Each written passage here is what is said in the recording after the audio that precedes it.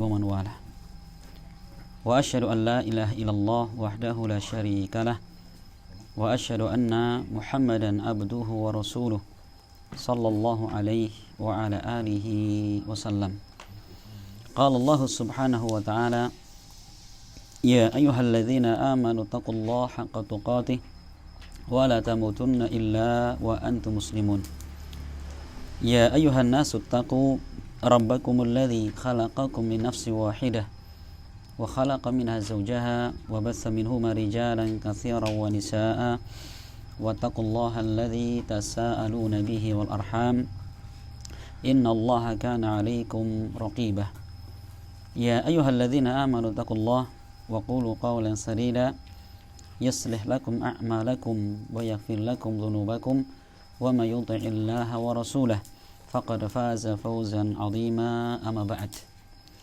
Ikhwani fiddin rahimani wa rahmakumullah. Alhamdulillah, di malam yang berberkah ini kembali kita dimudahkan Allah bisa berkumpul dalam rangka kita untuk sama-sama mengkaji di dalam silsilah al-aqidah, ya, silsilah tauhid. Kita mengkaji tentang kitab-kitab yang menjelaskan masalah fikih. Dan alhamdulillah kita telah memasuki kitab yang kelima, yaitu kita menjelaskan di dalam kitab Sittatu Mawadi' Minas Sirah, 6 pelajaran dari sirah perjalanan hidup Nabi, yaitu kisah-kisah yang Rasul jalani yang berkaitan dengan masalah tauhid, ya, yang berkaitan dengan masalah tauhid. Dan alhamdulillah kita di malam yang mulia ini akan memasuki ke pembahasan yang ketiga, yaitu al-maudhi'u tsalis, tempat yang ketiga dari sirah perjalanan Nabi adalah kisah yang diterangkan secara global, itu tatkala Nabi SAW beliau sedang membaca Al-Quran, itu dalam sholatnya, dan beliau membaca surat An-Najm. Di samping Nabi ada kaum muslimin, ada kaum musyrikin. Ya, saking mereka, ini ada dua versi kisah ini, ya. Kisah ini ada dua versi, ada dua penukilan. Yang pertama yaitu saking indahnya bacaan Nabi, ya, orang-orang musyrik mereka terdiam semua. Sampai ketika Rasul membaca ayat terakhir, yaitu wasjudu lillahi wa'budu, sujudlah kalian kepada Allah, wa'budu, dan sembahlah Dia. Maka Rasul sujud, sahabat sujud, orang musyrik pun ikut sujud. Perhatikan, ya. Nah, maka ternyata ada riwayat lain yang menjelaskan tentang kisah Al-Gharanik, ya. Bagaimana kisahnya? Itu sama ketika kisah Nabi sedang berada di depan Ka'bah membaca surat An-Najm. Ya, ternyata bukan sekedar sujud mereka itu, orang-orang musyrik.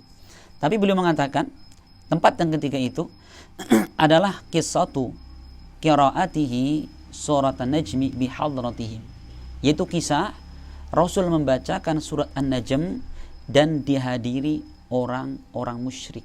Kita tahu bahwa orang musyrik mereka juga beribadah, mereka ada haji, mereka juga tawaf di Ka'bah, mereka memuliakan apa? Memuliakan Ka'bah, itu ya. Jadi sebenarnya mana permusuhannya sih? Masya Allah, ya, perhatikannya. Mana permusuhannya? Nanti kita lihat nanti. Ini sudah kita jelaskan dalam Qaidul Arba. Ya, di sini beliau lebih menekankan lagi bahwa ternyata permusuhan Nabi itu bukan pada zahir ibadah tadi. Kaum muslimin haji, musyrikin haji. Kaum muslimin mereka tawaf, mereka tawaf. Muslim sedekah, mereka sedekah. Ini Masya Allah. Terus permusuhan di mana? Maka perhatikan. Falamma balagha, maka ketika sampai bacaan Nabi, afara'aitumul lata wal uzza wa manata tsalitsatal ukhra. Ya. Bagaimana pendapat kalian tentang Al-Lat wal Uzza? Ini sudah kita terangkan dulu dalam Qaidul Arba. Apa itu Lat?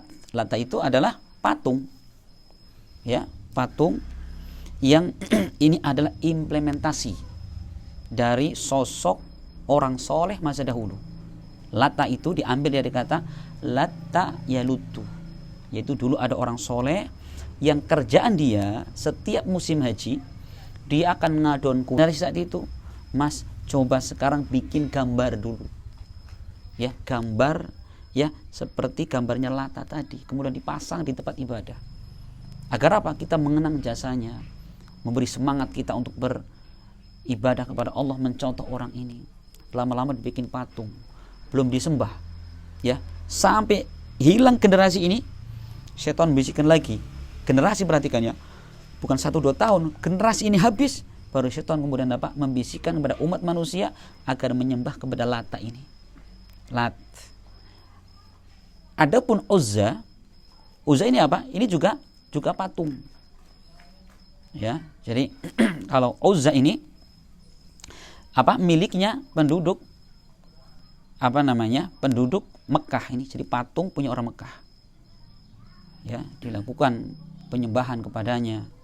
Kemudian yang ketiga wa Manat, ya, yaitu Manat yang sudah kita jelaskan bahwa Manat ini adalah apa? Atau yang kedua sebenarnya Uzza itu yaitu pohon, ya, sudah kita jelaskan pada dulu, itu pohon, ya, satu pohon, kemudian di atasnya ada bangunan, ada rumah. Orang musyrik kalau mereka ada hajat datang ke pohon itu. Kemudian apa? Berbicara dengan pohon seakan-akan. Padahal apa? Di situ ada jin. Ngomong jinnya. Gitu ya. Jadi, "Bah, saya perlu ini, perlu berapa?" Gitu. Nanti dijawab sama jinnya. Nah, dan juga Manat juga sama. Manat itu juga adalah apa? Sonam, yaitu berhala. Perhatikan Rasul Shallallahu Alaihi Wasallam ketika melakukan Fathu Mekah, itu menggempur, membuka kota Mekah. Setelah selesai kota Mekah dikuasai kaum muslimin, Rasul memerintahkan Mughirah bin Syu'bah untuk menghancurkan Lata tadi, dihancurkan semua. Memerintahkan Khalid bin Walid untuk mendatangi Uzza. Apa tadi Uzza tadi? Uzza itu pohon yang ada bangunannya. Ditebang oleh Khalid bin Walid, pohon tersebut diobrak-abrik, hancurkan rumah yang ada. Selesai seperti itu, ternyata apa? Jinnya nongol. Ternyata jinnya wanita. Masya Allah. Coba kalau kita kedatangan jin rambutnya panjang, setan, wah, kabur kita. Khalid enggak, ambil pedangnya, tebas kepalanya si jin itu, mati di depan Khalid bin Walid. Lapor kepada Nabi, "Bagaimana Khalid? Sukses, jinnya saya bunuh." Bagus, kata Rasul. Masya Allah, ya. Ini beraninya para sahabat. Coba, boro-boro jin mau merasuki kita, ya, nongol saja ditebas kepalanya sama Khalid bin Walid, masa mau merasuki. Nah itu. Nah perhatikan ya. Jadi ketika Rasul membaca ayat tadi, afara'aitumul Lata wal Uzza, ya, bagaimana pendapat kalian tentang Lata, Uzza, dan yang ketiga Manat? Perhatikan, ternyata syaitan, kata beliau mengatakan, alqasyaitanu fi tilawatihi. Syaitan itu menyisipi dalam ucapan Nabi. Afara'aitumul Lata wal Uzza. Kemudian syaitan bersuara di situ. Apa suaranya? Tilkal gharanikul ula wa inna syafa'atahuna la turja. Ya. Itulah gharanik. Apa gharanik? Gharanik itu aslinya itu adalah apa? Burung putih yang lehernya panjang. Dan orang-orang musyrik menamakan berhala-berhala mereka dengan gharanik ini. Makanya dikasihkan para ulama, itu namanya kisah gharanik. Perhatikan, Rasul baca ayat, setan ikut baca, coba nambah sendiri lagi. Afara'aitumul Lata wal Uzza, setan nambah tilkal gharanik al-ula wa inna syafa'atahuna la turja. Syafaat mereka kami harapkan. Perhatikan, setan ini bagi, ya. Maka kata beliau, fadhannu ana Rasulullah qalaha. Maka orang-orang musyrik mendengarkan ucapan itu, mereka nyangka itu ucapan Nabi. Berarti itu wahyu dari Allah Subhanahu wa taala. Maka fafarihu bidzalika. Maka orang musyrik pun bergembira sekali dan mereka mengatakan kalaman maknahu, mengatakan dengan pembicaraan yang maknanya hadzal ladzi nurid, ini yang kami inginkan. Nahnu na'rif. Paham maksudnya ini? Selama ini permusuhan Nabi itu ketika mengatakan apa? Orang musyrik mengatakan kami enggak menyembah berhala ini. Illa liyuqarribuna ilallahi zulfa, melainkan agar berhala ini mendekatkan kami kepada Allah. Perhatikan. Dan tidaklah kami menyembah kepada berhala ini, melainkan apa? Agar mereka ini menjadi syafaat kami untuk Allah. Perhatikan.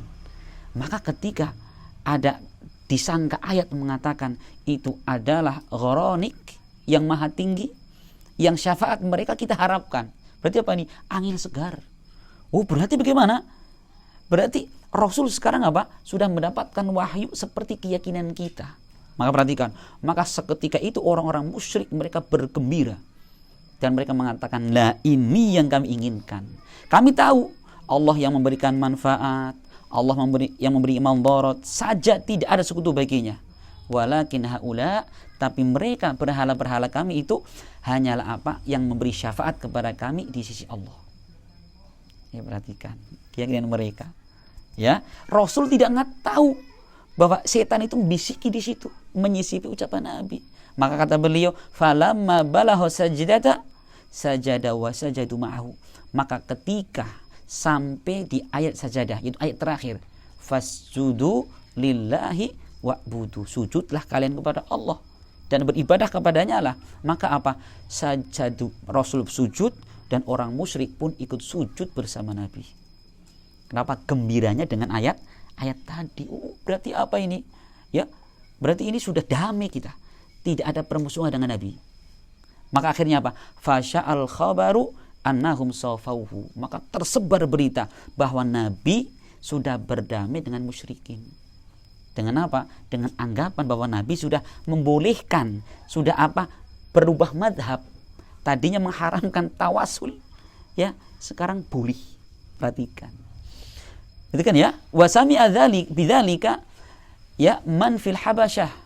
Maka berita itu terdengar para sahabat yang mereka sudah apa? Sudah hijrah ke Habasyah. Jadi berita ini, sujudnya orang musyrik bareng Nabi ini langsung tersebar seantero negeri yang ada saat itu.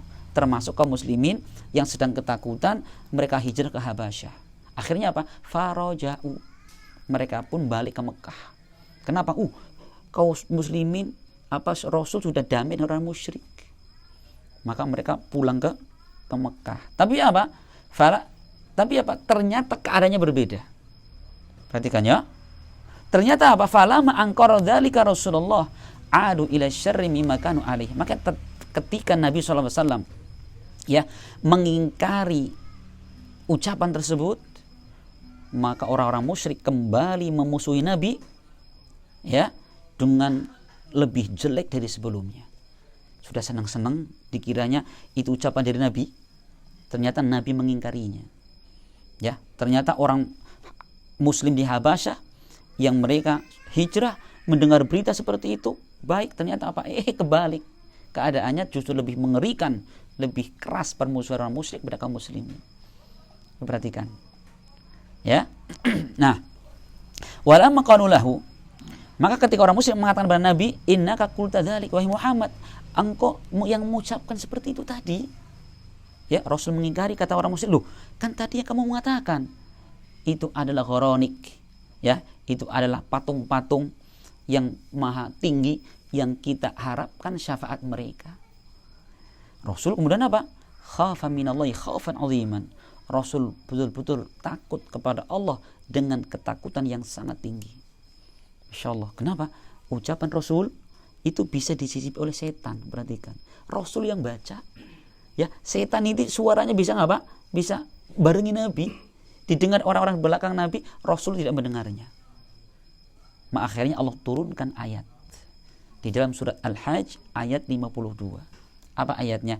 Wa ma arsalna min qablika mir rasulin wala nabiyyin illa idza tamanna alqa syaitanu fi umniyatihi. Ya, dan tidaklah kami mengutus ya sebelum wahai Rasul ya dari seorang rasul pun atau nabi melainkan apabila dia membaca satu ayat alqa syaitan, maka syaitan ikut menyisipkan fi umniyatihi dari apa yang dia baca. Oh, ternyata apa itu? Kejadian seperti itu sudah menimpa nabi-nabi sebelum Nabi kita Muhammad sallallahu alaihi wasallam. Setiap nabi ini mengucapkan apa? Setan enggak mau kalah. Oh, berarti kok setan bukan merasa diruqyah di situ, malah nyisipin di situ, dasar setan gemblong ini gitu ya. Nah ini ngerinya setan di situ itu. Nah, maka perhatikan ya. Jadi dengan kisah yang kita bacakan tadi, ini semakin jelas menunjukkan kepada kita bahwa memang permusuhan Nabi, ya, bahwa kedengkian orang musyrik dengan Nabi itu satu, yaitu ketika Rasul masih mengatakan bahwa menjadikan sesembahan selain Allah dianggap sebagai pemberi syafaat. Ya, kalau bahasa kita sebagai tawasul itu adalah hakikat kesyirikan. Hakikat kesyirikan itu. Ya, mereka anggapan bahwa kita betul tidak menyembah pada patung ini.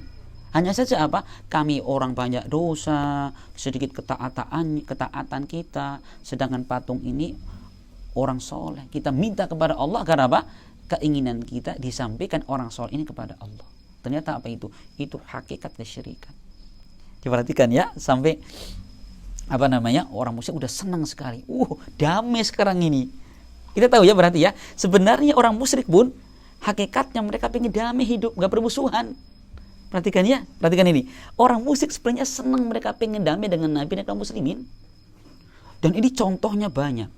Rasul ketika beliau berdakwah pernah, teman-teman sekalian, ini diantara politik orang musyrik untuk menghentikan dakwah Nabi. Dengan dikerasi, gak berhenti dakwah Nabi.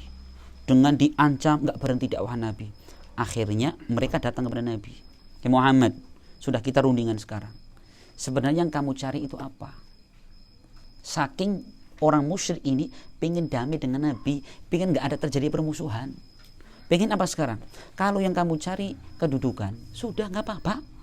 Ya, kami angkat kamu sebagai orang yang paling mulia di antara kami siap mentaatimu.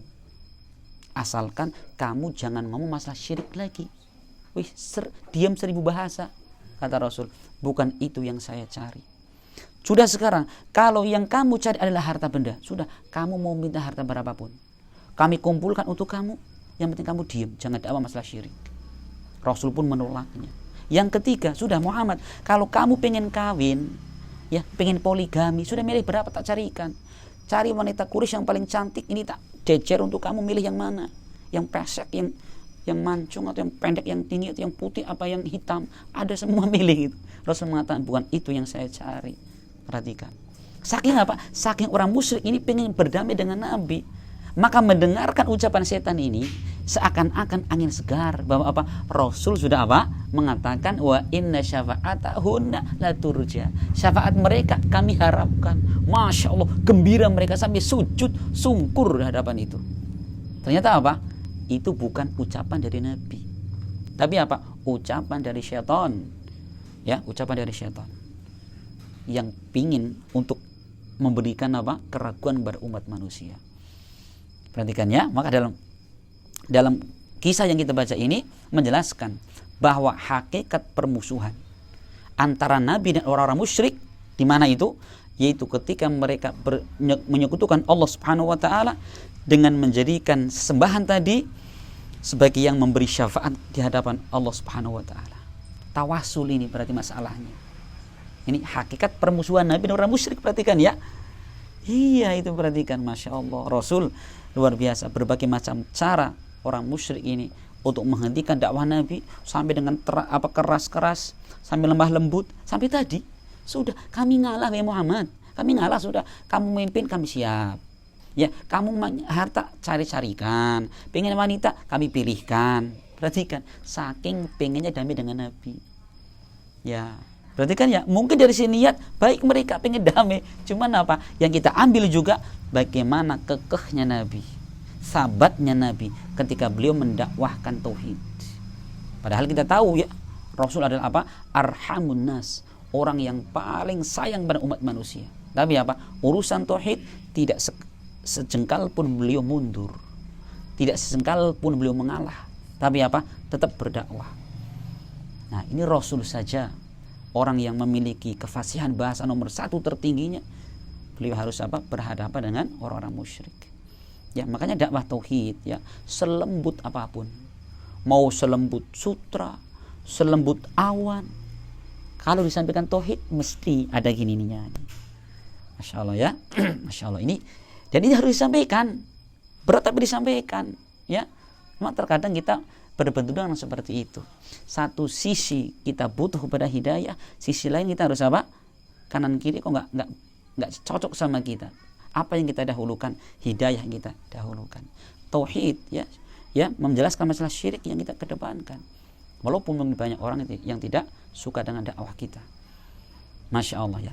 Maka kata beliau kesimpulannya, faman fahima hadhil qissata thumma syakka ba'daha fi dini nabi walam yufarriq bainahu wa baina dinil musyrikin fa'ab'adahu Allahu khususan in arafa anna qawlahum tilkal kharanik yuradu bihal malaikah.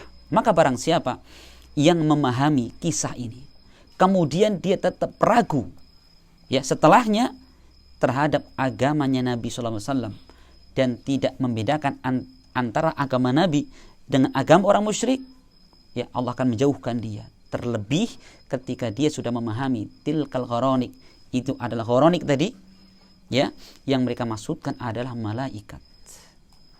Masya Allah ini, ya. Jadi di antara faedah berikutnya adalah beliau sedang menjelaskan kepada kita wajibnya kita membedakan antara agama Nabi dan agama orang-orang musyrik. Mana titik pembedanya? Titik pembedanya itu tadi, bahwa Rasul tetap memusuhi, ya, orang-orang yang mengatakan bahwa sesembahan yang ada ini, ya, mereka sembah dijadikan sebagai apa? Pemberi syafaat atau perantara di hadapan Allah Subhanahu wa taala. Ya, karena ibadah itu langsung kepada Allah. Dari kemarin ini Syekh ini, ya, dari Qaitul Arba kemudian masuk ke sini, Usul Salasa, selalu beliau tekankan masalah ini. Karena ini syubhat yang selalu ada di sepanjang zaman. Kalau ditanya, Mas, kenapa kalian minta kepada kuburan? Enggak, kami tidak minta kepada kuburan. Coba antum tanya dimanapun mereka yang pada pengagung kuburan, Pak, Mbah, kenapa datang ke kuburan? Ya, saya enggak pernah minta kepada kuburan. Cuman selalu ngomongnya apa? Mereka ini orang soleh, ya, kita minta kepada Allah agar mereka sampaikan hajat kita kepada Allah. Bagaimana itu? Itu adalah akidahnya orang musyrik. Ya, iya, mereka mengatakan mana buduhum illa liyuqarribuna ilallahi zulfa. Kami tidak pernah menyembah kepada patung-patung ini. Cuman apa? Agar mereka patung-patung ini mendekatkan kami kepada Allah. Perhatikan. Atau apa?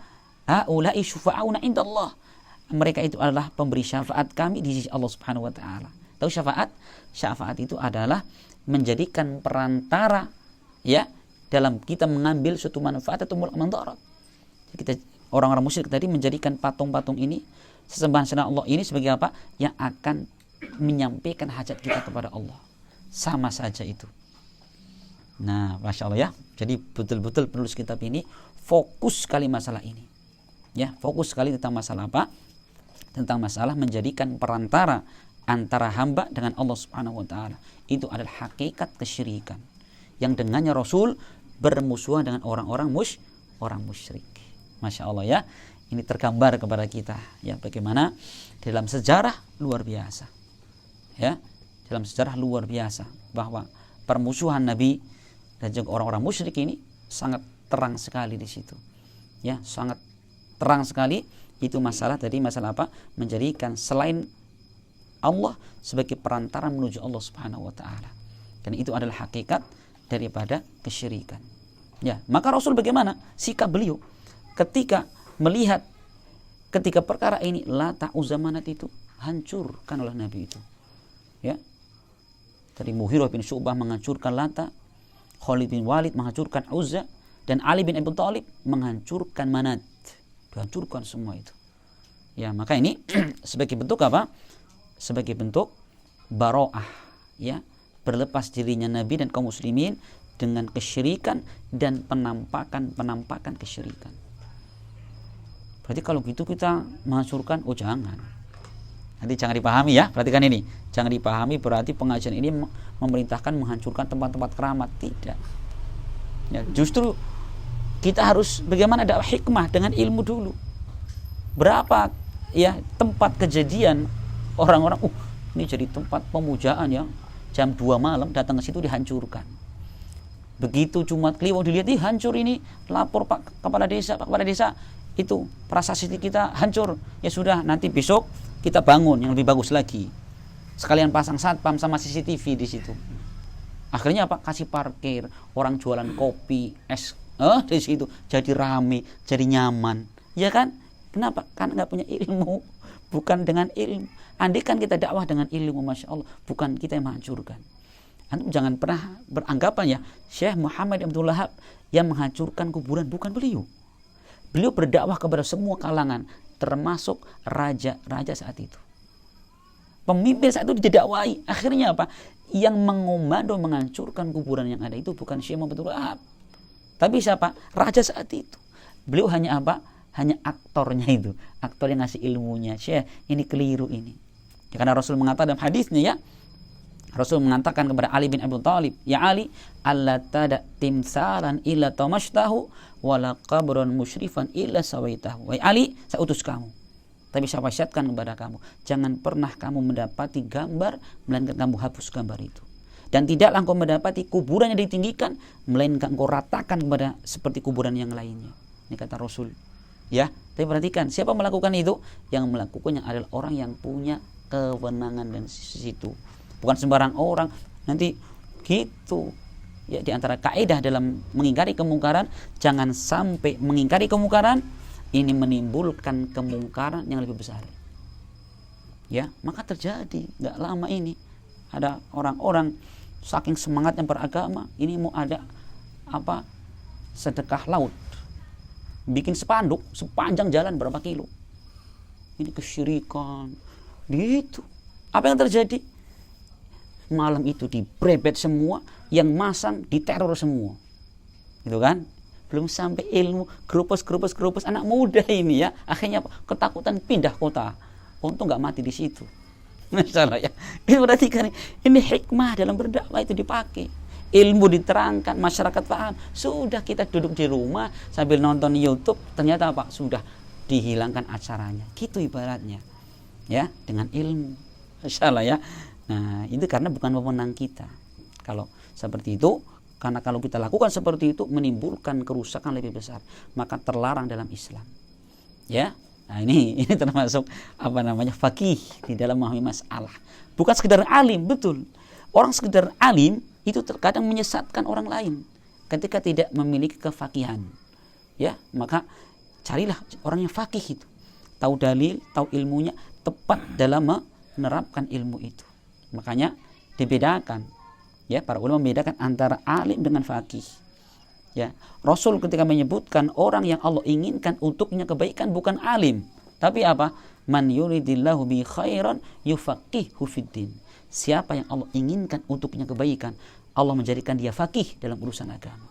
Tahu dalil, faham dalil, hafal dalil, ilmunya tepat, cara pemakaiannya, porsinya tepat. Nah, di situ faqih. Penerapannya pas, faqih namanya. Nah, di sini ini namanya perlu ya, namanya belajar lebih banyak lagi. Ya, teman-teman sekalian, Masya Allah ya.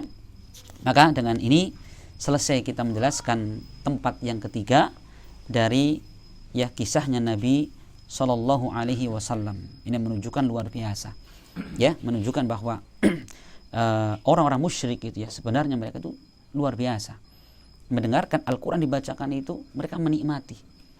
Bahkan kalau kita kembali melihat tentang sejarah masuk Islamnya Umar itu tidak serta-merta.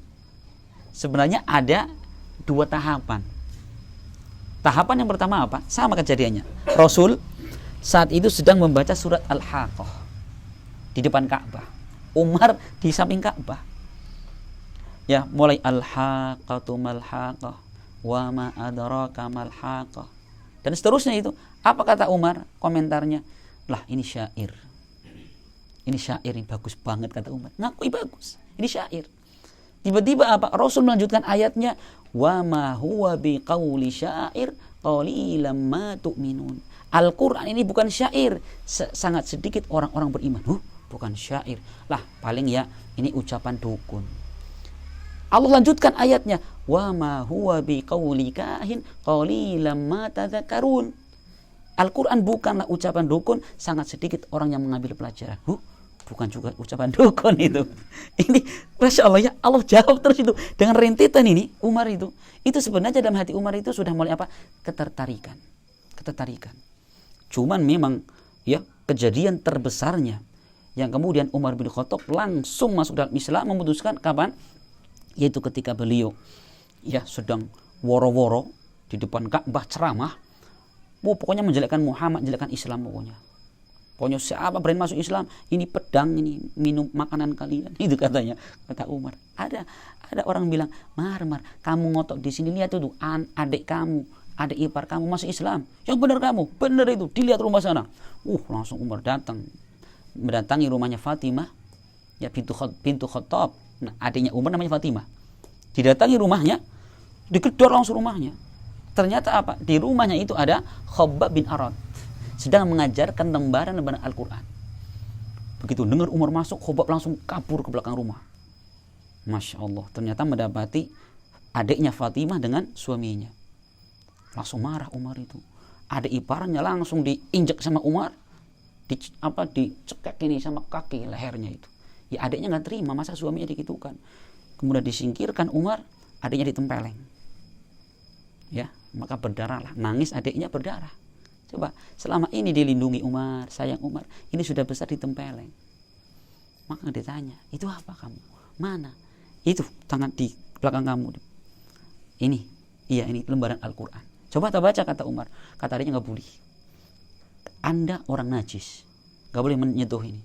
Mandi, kalau mau mandi dulu. Umar nurut itu. Nurut, mandi, biar sudah selesai. Ini dibaca. Surat apa? Surat Toha. Masya Allah, surat Toha. Toha ma anzalna hadzal qur'ana litashqa. Dan seterusnya itu. Ternyata Masya Allah, perhatikan, dengan membaca Al-Quran tersebut, Umar turun kemarahannya, nanya, mana Muhammad? Saat itu orang sudah tahu ini, Umar sudah nggak marah lagi. Maka Khabbab mengatakan, Mar, sini, tak tunjukkan ke Rasul di mana. Ditunjukin, ternyata Rasul sedang di rumahnya Arqam bin Abi Arqam di situ. Darul Arqam disebutin ya.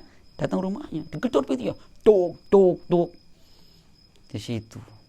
Maka kemudian si Hamzah ini, ya paman Nabi, langsung Rasul, tenang dulu, saya tak lihat. Siapa? Umar.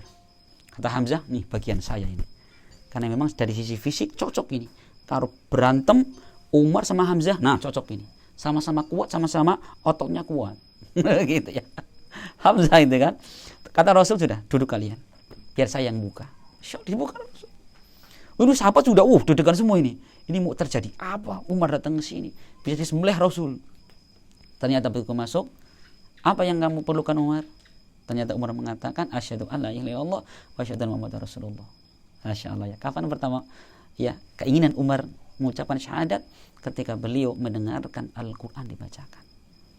Masya Allah ya. Ini iman ya, masuk ke dalam hati seorang hamba ketika dipupuk dengan yang namanya ilmu.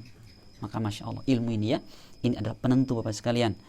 Iman yang tadinya belum ada, masuknya ilmu akan menumbuhkan setitik keimanan. Satu titik iman itu ketika datang lagi ilmu, menyuburkan, menjadi sangat subur keimanan yang ada dalam hati. Dan itu bukan hanya satu. Ya, orang-orang yang mereka masuk Islam dengan sebab mendapatkan ilmu. Maka betul kata para ulama bahwa ilmu ini ya lebih penting, lebih dibutuhkan bagi kita daripada makan dan minum. Kenapa? Kalau makan minum hanya menghidupkan jasad kita, tapi ilmu agama ini akan menghidupkan iman dan hati kita. Di sini kita merasakan libur ngaji, Masya Allah luar biasa. Bagaimana hati kita. Dulu Nabi Musa alaihissalam, beliau meninggalkan umatnya 40 hari. Taklimnya libur, tapi dulu belum PPKM dulu. Itu ya, jangan PPKM dulu. Libur urusannya itu. Ya, ternyata begitu Nabi Musa pulang, ini umatnya sudah kembali menyembah berhala dan sapi-sapi. 40 hari libur ngaji ini, enggak disiram dan keimanan. Ya, akhirnya bagaimana? Allah memberikan cara tobatnya mereka. Masih bisa tobat. Gimana caranya? Itu dengan mereka faktulu anfusakum, dengan bunuh dengan mereka sendiri. Caranya gimana? Itu Allah perintahkan mereka kumpul di tempat yang sangat lapang di lapangan. Setiap orang bawa pedang. Allah turunkan kabut yang sangat gelap. Mereka saling tusuk-tusukan. Itu cara tobatnya mereka. Faktul anfusakum itu. Maka yang mati di kesempatan itu 10.000 orang. Cara tobatnya mereka seperti itu. Jadi yang nggak mati yang paling terakhir. Ini nggak ada yang tusuk lagi nih. Tobatnya mereka luar biasa. Kenapa? Kekafiran mereka kepada Allah. Maka keberadaan ilmu, keberadaan orang berilmu luar biasa.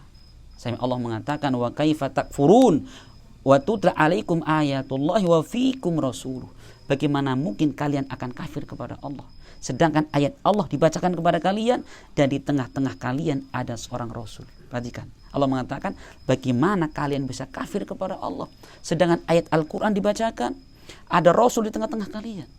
Ya, ayat dibacakan, ada seorang yang mengajarkan kepada kita ilmu. Masya Allah. Ini akan apa? Akan mengokohkan dan menguatkan iman. Maka Masya Allah ya, kita kalau mendengarkan seperti ini, Masya Allah, betul-betul bahwa kebutuhan kita kepada ilmu ini sangat diperlukan untuk keberlangsungan iman yang ada pada kita. Mungkin ini ya yang dapat kita sampaikan. Semoga penjelasan sangat singkat ini bisa memberikan gambaran kepada kita bagaimana upaya syaitan untuk meracuni tauhid, kemudian bagaimana ya Rasul mempertahankan tauhid, dan bagaimana Rasul tetap mengedepankan tauhid walaupun harus beresiko banyak dimusuhi, walaupun beresiko akan memecah belah umat manusia. Perhatikan ya. Berarti kalau gitu dakwah Nabi memecah, iya Bapak sekalian, memecah memang. Rasul mengatakan dalam hadisnya bahwa apa? Muhammadun farqun bainal ummah, atau bisa dibaca farraqa. Muhammad itu farqun, pembeda di antara umat. Bisa dalam riwayat lain dibaca dengan apa? Muhammadun farraqa bainal ummah. Muhammad ini yang memecah belah di antara umat. Itu apa? Memecah antara tauhid dan syirik, memecah antara kemaksiatan dengan ketaatan, memecah antara kebid'ahan dengan sunnah Nabi. Gitu, farraqa, ini ada yang baca farraqa. Berarti Rasul mau memecah. Perhatikan ya. Makanya kita dakwah itu jangan yang penting goyuk rukun bareng urip mati. Jangan gitu. Kita prinsipnya bagaimana menyampaikan kebenaran. Tentunya dengan apa? Dengan uslub, cara, bahasa yang paling sopan ya, yang paling baik gitu. Kalau itu sudah upayakan, tetap ada yang tidak suka, ya memang keadaan manusia seperti itu. Enggak ada orang akan selamat dari celaan manusia. Kata siapa itu? Kata Syafi'i. Syafi'i pernah mengatakan ridhon nasi ghayatun la tudrak. Ridhonya manusia secara keseluruhan suatu cita-cita, harapan yang tidak akan pernah tercapai. Ya, tidak akan pernah tercapai. Sudah, semua akan mengalami ya hal yang sama. Makanya ya bismillah. Yang namanya kita mengamalkan agama pelan-pelan ya, dan kita banyak meminta pertolongan kepada Allah Subhanahu wa taala. Wallahu a'lam bishawab. Semoga bermanfaat. Subhanakallahumma bihamdik asyhadu an la ilaha illa anta astaghfiruka wa atubu ilaik. Assalamualaikum warahmatullahi wabarakatuh.